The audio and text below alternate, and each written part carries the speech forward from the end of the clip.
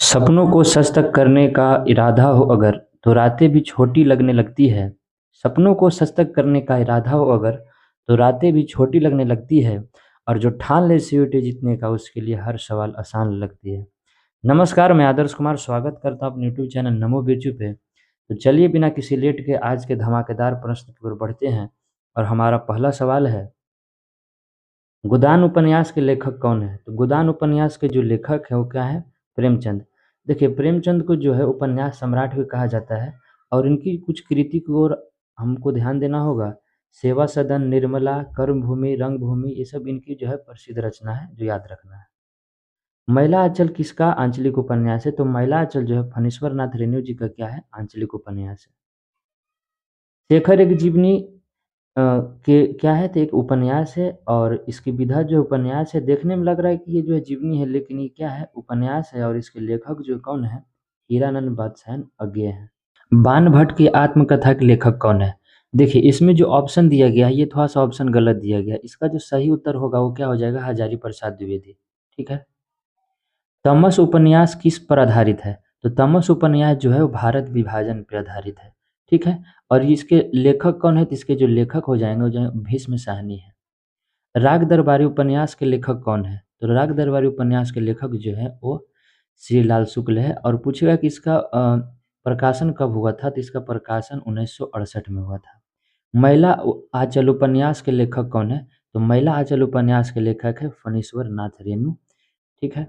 और इसे कहा जाता है, ये हिंदी का जो है पहला आंचलिक उपन्यास है। ठीक। कफन कहानी के लेखक कौन है? तो कफन क्या हो जाएंगे? मुंशी प्रेमचंद हो जाएगा। और मुंशी प्रेमचंद को उपन्यास सम्राट भी कहा जाता है, इसे याद रखिएगा। गबन उपन्यास के लेखक कौन है? गबन, गोदान, ये सब किनकी रचना है? प्रेमचंद की रचना है। चित्रलेखा किसकी रचना है? तो चित्रलेखा के जो रचनाकार हैं वो क्या है? भगवती चरण वर्मा है। ठीक है। पर्दा कहानी के लेखक कौन है? तो पर्दा कहानी जो है वो उपन्यास अ, ये जो है लेखक इसके कौन है? यशपाल हैं। अब देखिए, अब जो कुछ इसमें जो जितने प्रश्न अब आगे आएँगे, कुछ 7-8 प्रश्न जो इसमें पीवाईक्यू ऐड किया गया है। देखिए, इसी प्रकार से भी जो है पैटर्न सीईटी का चल रहा है। तो इसमें जो है मैच द फॉलोइंग दिया हुआ रहेगा। तो आपको मिलान करने से कि गोदान किनकी रचना है? तो प्रेमचंद। तो 1 का 4, 1 का 4 देखिए 2 में कॉमन है, तो ये दोनों ऑप्शन क्या हो जाएँगे? हट जाएँगे। और महिला आंचल किनका है? फणीश्वर नाथ रेणु। यानी 1 का 4, 2 का 3, तो ऑप्शन क्या हो जाएगा? ए हो जाएगा। जयशंकर प्रसाद, सुमित्रानंदन पंत। तो जयशंकर प्रसाद को क्या कहा जाता है? मतलब इनके उपनाम क्या है? तो जयशंकर प्रसाद को अगर नहीं पता है तो कोई बात नहीं, लेकिन हम लोग ये जानते हैं कि प्रकृति का सुकुमार कवि किन्हें कहा जाता है? वो पंत को कहा जाता है, यानी कि बी का थ्री। तो बी का थ्री जो है एक ही ऑप्शन में है, ऑप्शन बी है। रचना और उसकी विधा। बाणभट्ट की आत्मकथा। देखिए, क्या है ना कि ज़रूरी नहीं है कि 4 जो ऑप्शन दिए गए हैं इसमें मैच द फॉलोइंग में हमें 4 भी आता है। अगर 2 भी प्रश्न आते हैं तो उससे आप क्या कर सकते हैं? इसका हल कर सकते हैं। जैसे देखिए, कलम का सिपाही। तो कलम का सिपाही क्या है? तो कलम का सिपाही क्या है? जीवनी है। तो हमें पता चल रहा है कि डी का जो है 1 होगा। और डी का 1 देखिए 2 में है, तो बी और डी तो ऐसा ही कट गया। अब 2 ऑप्शन में देखते हैं। चलिए, अब देखिए आषाढ़ का एक दिन। तो आषाढ़ का एक दिन क्या है? एक नाटक है। तो बी का क्या हो जाएगा? 3 हो जाएगा, यानी ऑप्शन सी। महाकाव्य और रचयिता। देखिए, तो जैसा कि हम लोग जानते हैं कामायनी महाकाव्य किनके द्वारा लिखा गया है? तो कामायनी महाकाव्य जो है वो जयशंकर प्रसाद द्वारा लिखा गया, यानी 1 के 4, तो ये दोनों ऑप्शन हट जाएँगे। और साकेत किनके द्वारा लिखा गया है? तो साकेत जो है वो मैथिली शरण गुप्त, यानी इसका ऑप्शन क्या हो जाएगा? ए हो जाएगा।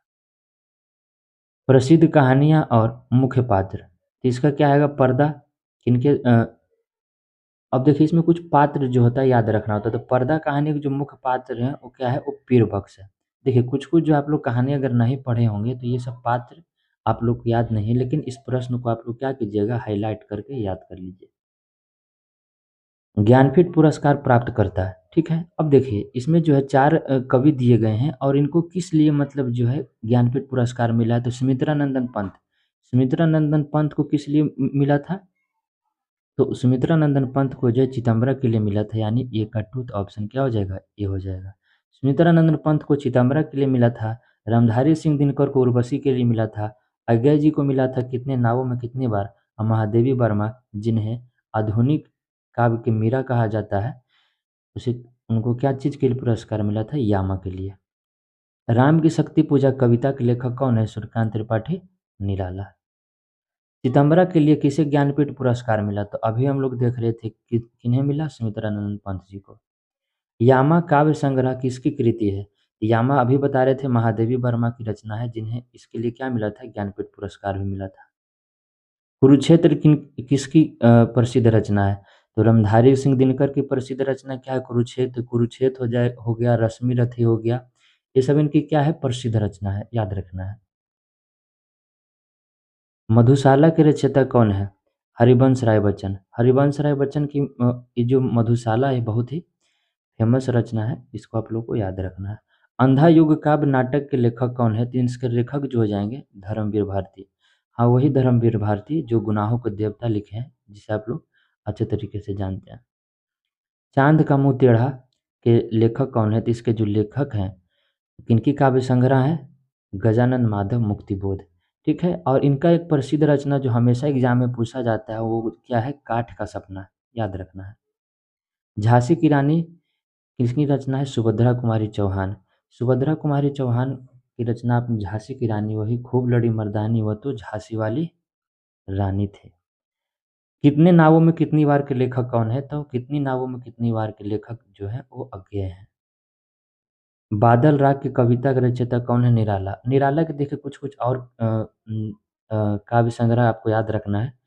राम की शक्ति पूजा, सरोज स्मृति, जूही की कली, तोड़ती पत्थर और कुकुरमुत्ता।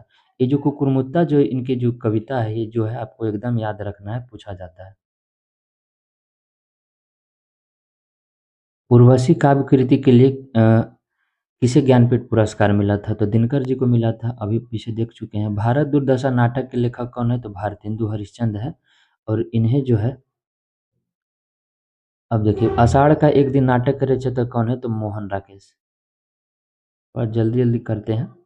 स्कंदगुप्त नाटक के लेखक कौन है? स्कंदगुप्त नाटक के लेखक जो है जयशंकर प्रसाद है, और जयशंकर प्रसाद की एक प्रसिद्ध रचना जो है कामायनी, जिन्हें महाकाव्य भी कहा जाता है, आप लोग को याद रखना है। चिंतामणि निबंध संग्रह के लेखक कौन है? रामचंद्र शुक्ल। ठीक है, ये जो है एक प्रसिद्ध आलोचक है, और इन्हें आप लोग को याद रखना है। अशोक के फूल निबंध के रचयिता है। अशोक के फूल जो है हजारी प्रसाद द्विवेदी जी की रचना है। ठीक है, जो एक महान निबंधकार, उपन्यासकार और विचारक भी रहे हैं। कलम का सिपाही के लेखक कौन है? कलम का सिपाही जो है अमृत राय लिखा गया है, और अमृतलाल द्वारा लिखा गया है, और ये किनके द्वारा लिखा गया है? तो ये जो है प्रेमचंद की जीवन पर लिखा गया है। आवारा मसीहा लेखक जो है, किस लेखक इसका अगर पूछा जाएगा तो आप लोग को बताना है, इसके विष्णु प्रभाकर है, और ये किनके जीवन पर आधारित है? तो ये जो है शरत चंद्र के जीवन पर आधारित है। क्या भूलूं क्या याद करूं किसकी आत्मकथा है? तो ये जो है हरिवंश राय बच्चन की रचना है, और इनकी एक प्रसिद्ध रचना मधुशाला है, इसको भी आप लोग को याद रखना है। अंधेर नगरी प्रहसन के लेखक कौन है? भारतेंदु हरिश्चंद्र। हिंदी साहित्य का इतिहास के लेखक कौन है? तो ये जो है रामचंद्र शुक्ल, जो एक इनकी जो है बहुत ही प्रसिद्ध कृति है। संस्कृत के 4 अध्याय किनकी रचना है? तो ये दिनकर जी की रचना है। ठीक। साकेत को जीवनवादी काव्य किसने कहा? तो देखिए, साकेत पहली रचना किनकी है? तो साकेत जो है मैथिली शरण गुप्त द्वारा लिखा गया है, लेकिन इसे जो है जीवनवादी काव्य किसने कहा है? तो नगेंद्र, डॉक्टर नगेंद्र ने कहा है। एक कंठ विष पाई गीति नाट्य के लेखक कौन है? दुष्यंत कुमार। ठीक है, एक महान गजलकार भी हो रहे हैं। आधुनिक मीरा किसे कहा गया है? महादेवी वर्मा को। और इनकी जो प्रसिद्ध रचना क्या है? नीरजा हो गया, दीप शिखा हो गया, यामा हो गया, संध्या गीत, ये सब इनकी रचना है जो पूछी जाती है, याद रखना है। कवि सम्राट किसे कहा जाता है? जैसे कि हम लोग ये जानते हैं कि उपन्यास सम्राट के रूप में जो है प्रेमचंद को जाना जाता है, तो कवि सम्राट के रूप में जो है अयोध्या सिंह उपाध्याय हरिवंश जी को जाना जाता है। ठीक है, इनकी जो है प्रिय प्रवास प्रसिद्ध रचना है वैदेही वनवास। इनकी प्रसिद्ध रचना है, कृति है जो पूछा जाता है, याद रखना है। प्रकृति के सुकुमार कवि किन्हें कहा जाता है? तो सुमित्रानंदन पंत जी को जो है प्रकृति का सुकुमार कवि कहा जाता है। और उनकी प्रसिद्ध काव्य संग्रह जो है पल्लव हो गया, गुंजन हो गया, ग्राम हो गया, युगांत हो गया, सब याद रखना है। कलम का जादूगर किसे कहा जाता है? कलम का जादूगर किन्हें कहा जाता है? राम वृक्ष बेनीपुरी जी को कलम को जादूगर कहा जाता है। मिट्टी की मूर्ति हो गया, जय प्रभा हो गया, विपठगा हो गया, इनकी जो है प्रमुख कृतियां हैं जो पूछी जाती हैं। कठिन काव्य के प्रेत किन्हें कहा जाता है? तो केशव दास को कहा जाता है। इन्हें कठिन काव्य का प्रेत इसलिए कहा जाता है क्योंकि इनके जो है कृति में जो है संस्कृत निष्ठ भाषा और अलंकृत युग रहता है। और इनकी कुछ और कृतियाँ जो है रसिक प्रिया हो गया, कवि प्रिया, रामचंद्रिका, अ, वीर सिंह देवचरित, ये सब जो है फेमस जो है चीज़ें हैं, इनकी पूछी जाती है। कामायनी महाकाव्य के रचयिता कौन है जिसे छायावाद का उपनिषद भी कहा जाता है? तो ये जो है जयशंकर प्रसाद द्वारा लिखा गया है। जयशंकर प्रसाद का आंसू हो गया, झरना हो गया, लहर हो गया, ये सभी प्रसिद्ध रचना है, याद रखना। और आज का जो है सबसे आखिरी प्रश्न, चितंबरा के लिए किस कवि को हिंदी का पहला ज्ञानपीठ पुरस्कार दिया गया? तो सुमित्रानंदन पंत। उम्मीद है आप लोग को ये हमारा वीडियो बहुत पसंद आया होगा। तो इसी तरीके से हमारे चैनल पे जुड़े रहें, सब्सक्राइब करें। और आप लोग को बता दूं कि इसके पहले भी हमने एक वीडियो बनाया था इम्पोर्टेंट प्रश्न पीवाईक्यू जो परीक्षा में बार बार आता है। तो हमारे चैनल से जुड़ने के लिए आप लोगों को धन्यवाद। इसी तरीके बने रहें और इस चैनल को भरपूर प्यार देते रहें।